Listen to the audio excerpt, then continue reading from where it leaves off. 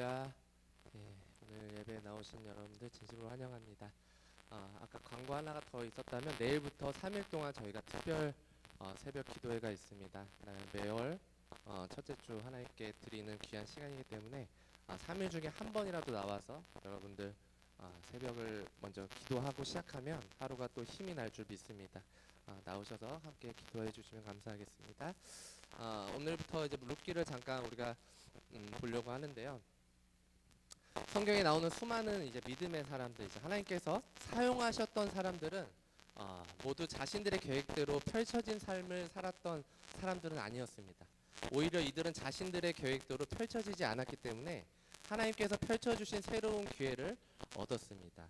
룻기 서두에 나오는 이 나오미 역시 모압에서 극심한 이제 흉년을 만났기 때문에 베들레헴으로 돌아가는 새로운 기회를 얻게 되었습니다. 모압에서 10년 동안 나오미는 가장 소중한 남편을 잃었고 두 아들을 잃었습니다. 베들레헴을 떠날 때 함께했던 가족을 모두 이 모압에서 잃게 됩니다. 나오미를 이제 지탱해줄 삶의 기둥이 모두 무너졌을 때 나오미는 비로소 하나님께 돌아가기 위하여 일어나게 되죠. 인생이 내 계획대로 펼쳐지지 않을 때, 내가 세운 계획이 철저히 무너질 때, 그때는 모든 것을 포기하고 주저앉는 때가 아니라 하나님을 향하여 다시 일어나야 될 줄 믿습니다. 룻기서 1장 1절에 보면 사사들이 치리하던 때에 그 땅에 흉년이 드니라. 유다 베들레헴의 한 사람이 그의 아내와 두 아들을 데리고 모압 지방에 가서 거류하였는데 라고 말씀하고 있습니다. 룻기의 배경이 되는 시기는 이 사사들이 치리하던 때입니다. 사사시대는 여호수아가 죽은 이후에 사울왕의 통치 이전의 시대라고 보면 되는데요. 이 시기에는 이스라엘의 뚜렷한 영적인 지도자가 없었습니다.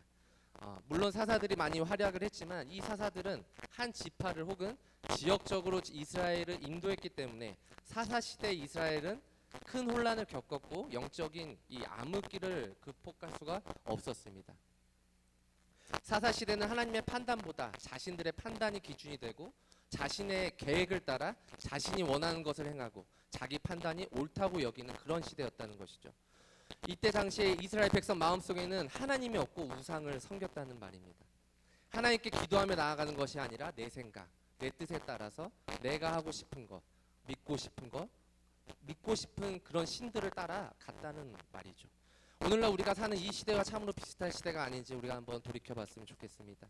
예배는 드리지만 온갖 잡다한 타로점들, 별자리 보는 것들, 그것에 따라서 내 기분이 좌우되는 일들, 이렇게 제멋대로 제 생각대로 살았던 결과 이 베들레헴에 흉년이 들게 되죠. 베들레헴은 예루살렘의 남쪽 7km 지점에 유대 산지에서 동쪽에 있는 성읍입니다. 이곳은 유다에서 매우 비옥한 지대로 북쪽에는 올리브 나무가 우거지고 있었고 동쪽의 낮은 지역에는 곡식과 올리브와 포도를 재배할 수 있는 그런 살기 좋은 땅이었습니다. 그러나 서쪽은 동쪽보다 비가 훨씬 덜 오기 때문에 동쪽보다 가뭄이 빨리 찾아왔습니다. 모압은 현재 요르단에 있는 평지로 요르단 전역의 그 농작물 70%가 이곳에서 재배한다고 합니다. 그래서 겨울철에는 강수량이 풍부해서 포도 수확도 많고 또 보리 농사를 짓기에 아주 비옥한 땅이라고 그 요르단 땅은 그렇게 돼 있다고 말하고 있습니다. 이 베들레헴에서 모압은 약 80km로 먼 거리가 아니에요. 근데 아브라함도 가나안에 그 가뭄이 들어 애굽으로 내려갔었고 이삭도 가뭄을 피해 그랄이라는 곳으로 내려갔습니다. 이 아브라함이나 이삭처럼 하나님의 백성이 가뭄을 피해서 잠시 약속의 땅을 떠나는 것은 큰 잘못이 아니죠. 그러나 엘리멜렉의 가족은 잠시 모압에 체류한 것이 아니라 10년을 모압에서 거류하였습니다. 가뭄을 피해서 풍족한 땅으로 이주한 지 10년 만에 이제 나오미는 남편과 두 아들을 잃게 됩니다. 베들레헴은 히브리어로 집과 빵이라는 이 합성어입니다. 그래서 그대로 해석하면 빵집입니다. 동네 이름만 들어도 이 동네가 얼마나 융택하고 풍요로운 동네인지 알 수 있는 대목이죠. 그런데 하나님의 이 빵집 동네에 흉년이 들게 됩니다. 이 베들레헴이 하나님께 징계를 받고 있다는 의미죠. 이 베들레헴마저도 하나님께 불순종하고 우상 숭배를 해서 비가 그쳤다는 말입니다. 이 빵집에 빵이 없는데 사람들이 빵집에 남아 있어야 할까요? 빵이 없는 빵집에서 떠나는 것을 사람들의 잘못이라고 우리가 말할 수 있을까요? 이 엘레멜렉이나 이 그 두 아들 말론과 기런이 특정한 죄를 지었다는 표현은 없습니다. 이 자신들의 생존을 위한 최선의 선택을 한 것이니까 죄는 지은 건 아니죠. 하나님은 엘레멜렉 가족의 그 모압 이주를 특별히 문제 삼지는 않으셨습니다. 왜냐하면 그들이 마땅히 있어야 할 베들레헴에 그들이 먹어야 할 빵이 없었기 때문에 그들은 이주했기 때문입니다.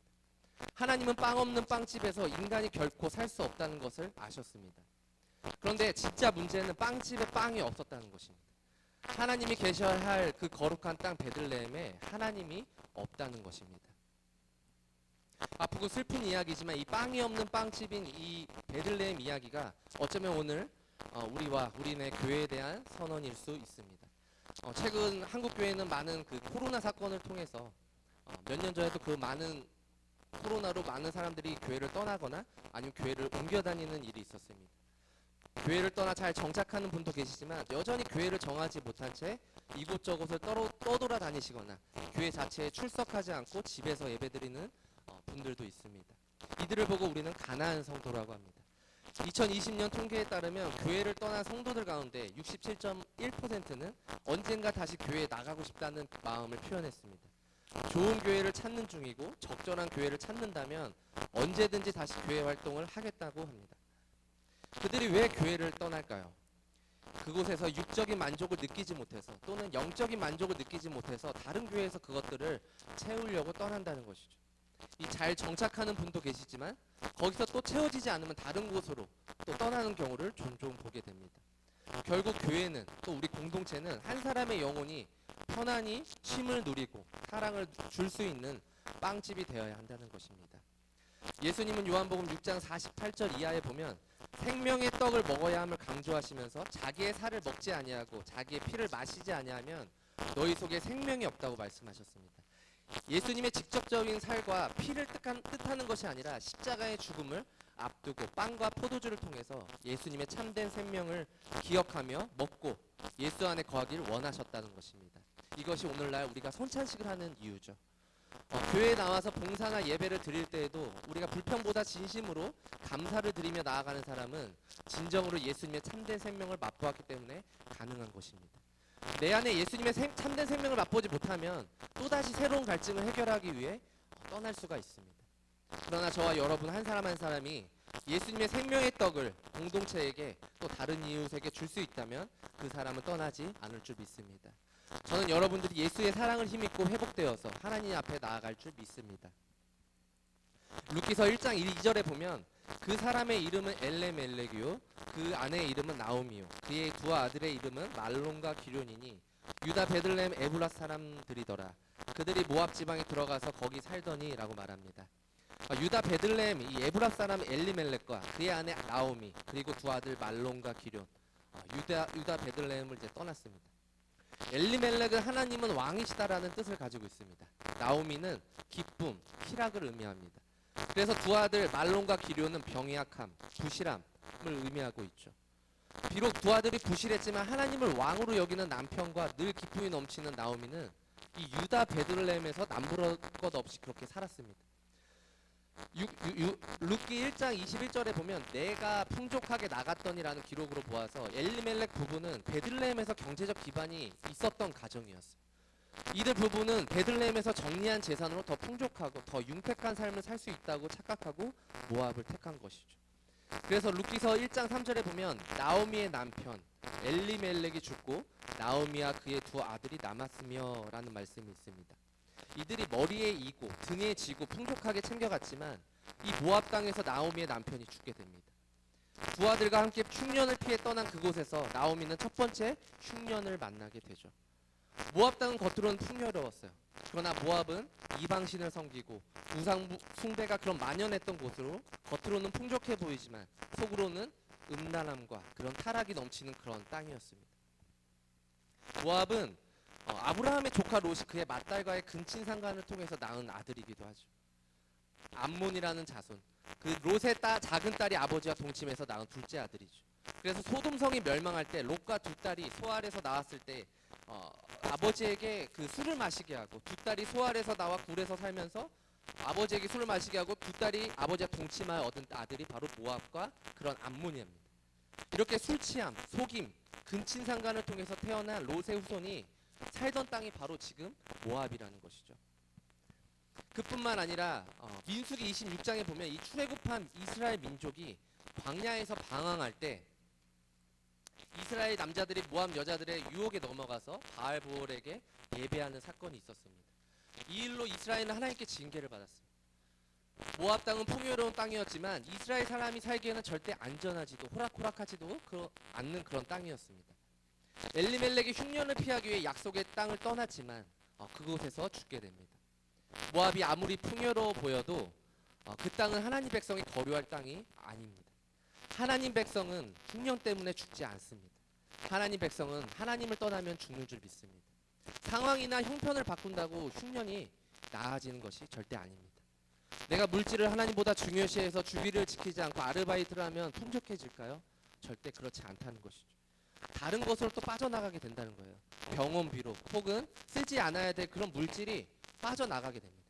지금 당장 내 상황이 어렵더라도 하나님의 뜻을 기다리고 인내하면 하나님께서 나의 흉년을 회복시켜 주실 줄 믿습니다.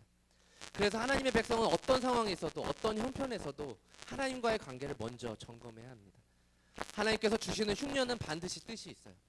엘리멜렉과 나오미가 떠난 베들레헴에 하나님께서 다시 풍년을 주셨습니다. 인생의 흉년과 풍년은 내가 조절하는 것이 아니에요. 모든 것을 섭리하시는 하나님께서 조절하시는 것입니다. 신명기 8장 3절에 보면 너를 낮추시며 너를 줄이게 하시며 또 너도 알지 못하며 내 조상들도 아직 알지 못하던 만나를 내게 먹이신 것은 사람이 떡으로만 사는 것이 아니요 여호와의 입에서 나오는 모든 말씀으로 사는 줄을 내가 알게 하려 하심이니라. 이렇게 말씀하고 있습니다. 하나님 백성은 풍년으로만 사는 것이 절대 아니라는 것이죠. 하나님 백성은 하나님 말씀으로 사는 것 줄 믿습니다.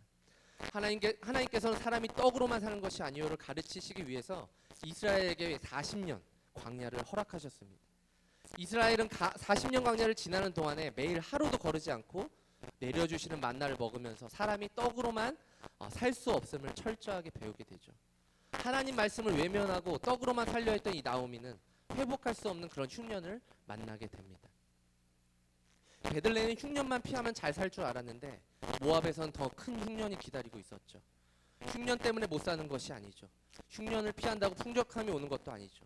풍족함을 선택한다고 풍족해지는 것 또한 아니라는 것이죠. 풍족함의 근원이신 하나님을 선택해야 풍족하게 살 줄 믿습니다. 룻기서 1장 4절을 함께 읽도록 하겠습니다. 시작. 그들은 모압 여자 중에서 그들의 아내를 맞이하였는데 하나의 이름은 오르바요 하나의 이름은 룻이더라. 그들이 거기에 거주한 지 10년쯤에 남편은 죽었지만 그나마 가져갔던 재산이 있었기 때문에 나오미는 두 아들을 모압 여인들과 결혼을 시킵니다. 이 자식을 위한 일이라면 자기 생명도 아끼지 않는 것이 부모의 마음이잖아요. 그래서 유다 베들레헴 사람이 약속의 땅 베들레헴을 떠나면 안 되는 줄 알면서도 나오미는 부실한 두 아들을 위해서 이방 땅 모압을 선택한 것입니다. 모압 여인들과 결혼은 시켰지만 이 아들 둘도 결국은 죽게 되죠. 이제 나오미에게는 어느 한 사람 의지할 데 없는 외로움과 허망함이 몰려올 수 있는 그런 시점입니다. 흉년을 피하기 위해서 이방 땅 모압을 택했건만 남편과 두 아들의 모두 죽음을 앗아갔습니다. 이것이 불과 10년 만에 일어난 일이었다는 것이죠. 이제 대를 이을 자가 남아있지 않다는 건 부모로서 가문으로서 좌절을 느낄 수 있는 부분입니다. 우리는 살면서 누구나 육적인 흉년과 영적인 흉년을 갖게 됩니다. 야곱이 가나안 땅에 살 때 요셉이 형들에게 이렇게 말합니다. 형들의 곡식단이 내게 절합니다. 하늘의 해와 달과 열한 별이 제게 절합니다. 형들은 요셉의 이 말에 다가올 그 미래적인 이야기가 아니라 현재 요셉의 교만함을 지적하면서 그를 미워하게 되죠.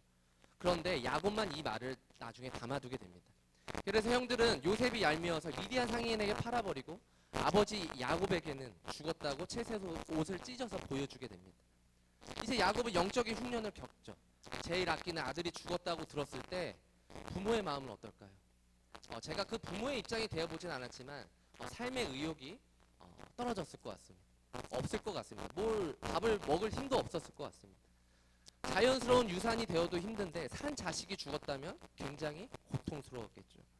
요셉 또한 영적인 흉년과 육적인 흉년을 겪고 있습니다. 형제들에게 버림받았다는 슬픔, 아무것도 모르고 자의가 아닌 타의에 의해서 다른 나라에 팔리고 있는 심정, 이 여러 가지 복잡한 상황에 노예로 간다는 것은 요셉 입장에서는 매우 힘들었을 것입니다.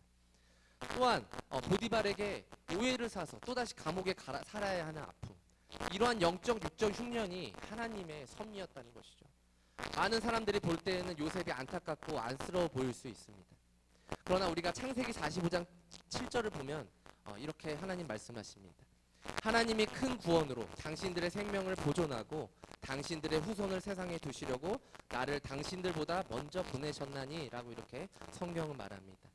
이 시기를 통해서 야곱의 가족을 구원시키려는 하나님의 계획이 있었다는 것이죠.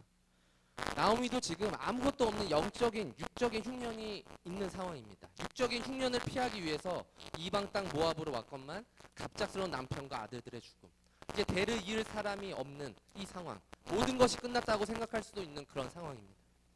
모압에서 아들들이 만난 그 며느리 중에 이 오르바와 룻, 오르바는 나오미 곁을 떠나가지만 이 룻은 떠나지 않는 것을 보게 됩니다. 나오미도 생각 못한 이 룻을 통해서 하나님의 구원 계획은 또다시 이루어져 가고 있다는 것이죠. 그 인용 구절 마태복음 1장 5절 6절과 마태복음 1장 1절을 제가 한번 읽도록 하겠습니다. 일단 먼저 마태복음 1장 5절 6절 보면 살모는 라합에게서 보아스를 낳고 보아스는 룻에게서 오벳을 낳고 오벳은 이새를 낳고 이새는 다윗 왕을 낳으니라. 그러면서 마태복음 1장 1절 이렇게 말합니다. 아브라함과 다윗의 자손 예수 그리스도의 계보라. 이렇게 이방 여인 룻이 다윗의 가문에 당당히 이름을 올리게 됩니다. 그리고 며느리 룻을 통해서 다시 기쁨을 회복하게 됩니다.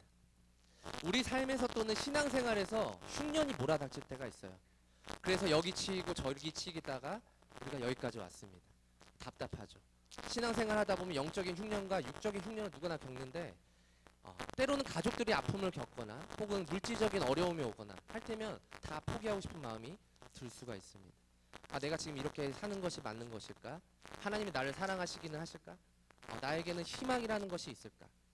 우리 앞에 당장 희망이 보이지 않는 이 답답해 보이는 이 상황이지만 하나님의 자녀들을 위해서 생각지도 못한 환경과 사람을 통해 준비하고 계십니다. 저는 여러분들이 지금 영적이라든가 육적인 흉년 어떤 상황인지는 모릅니다. 그러나 지금 그 상황 속에서 하나님이 생각지도 못한 일들과 사람들을 만나게 하실 줄 믿습니다. 그래서 하나님이 이렇게 하시기 위해서 나를 통해서 다른 사람을 통해서 일하시는구나 하고 깨닫게 된다는 것이죠. 나를 왜 이 대야동에 살게 하셨을까? 나를 왜 이 예신교회 다니게 하실까? 나를 왜 이 대야동에 사역하게 하실까? 생각하며 살 때가 있을 거예요. 그 이유는 여러분들 한 사람 한 사람을 통해서 하나님의 구원 역사를 이루어 가시려는 하나님의 계획이 있다는 것이죠. 이곳에 오랫동안 나오다가 안 나오는 친구들, 그 친구들 분명히 어떠한 영적인, 육적인 흉년이 있을 것입니다. 그들에게 여러분들이 기도하면서 손을 내민다면 그들의 마음도 저는 열릴 줄 믿습니다. 예수님이 이 땅에 왜 오셨을까요? 그냥 오셨을까요? 인간들이 어떻게 사나 나도 한번 살아보기 위해 오셨나요? 그게 아니죠. 죽어가는 영혼을 살리시기 위해서 이 땅에 오셨습니다. 우리가 죽을 수밖에 없었지만 우리에게 살 소망이 없었지만 예수 그리스도 때문에 살 소망이 생긴 것입니다. 여러분 예수님 믿지 않았을 때를 한번 생각해 보세요. 어떠한 삶이었는지요. 세상 속에서 영적인 흉년과 육적인 흉년을 우리가 해결하려고 하잖아요. 때로는 술로, 때로는 친구들을, 때로는 물질을 우리가 의지하면서 살려고 합니다. 근데 이것은 오래가지 않는다는 것이죠.